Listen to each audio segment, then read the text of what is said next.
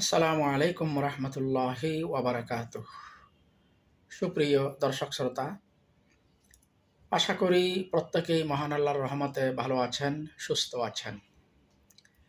আজ 1 আগস্ট 2026 রোজ শনিবার। নোয়াখালীর ঐতিহাসিক জিলা স্কুল ময়দানে স্মরণকালের সর্ববৃহৎ গণজমায়েত অনুষ্ঠিত হতে চলেছে। হেফাজত ইসলাম বাংলাদেশ বৃহত্তর নোয়াখালী জেলার উদ্যোগে আজকের এই গণজমায়েত হচ্ছে মূলত হিজবুত তৌহিদ নামক একটি ভ্রান্ত সংগঠনের বিরুদ্ধে।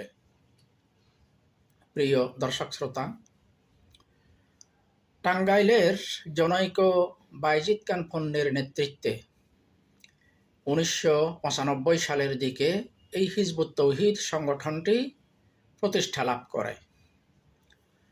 তো বাইজিদ খান পন্নীর ইন্তেকালের পর তার মেয়ের জামাতা হোসাইন মোহাম্মদ সেলিম নামক এক ব্যক্তি বর্তমানে এই হিজবুত তৌহিদের নেতৃত্ব দিয়ে যাচ্ছে। হিজবুত তৌহিদের কর্মকাণ্ড তার নেতৃত্বেই পরিচালিত হচ্ছে। গণতান্ত্রিক বাংলাদেশে যে কারো, যে কোনো ধর্মের, যে কোনো বর্ণের, যে কোনো জাতির নিজস্ব মতবাদ, দর্শন, নিজস্ব চিন্তা চেতনা সেগুলো প্রসার করার শতভাগ অধিকার আছে।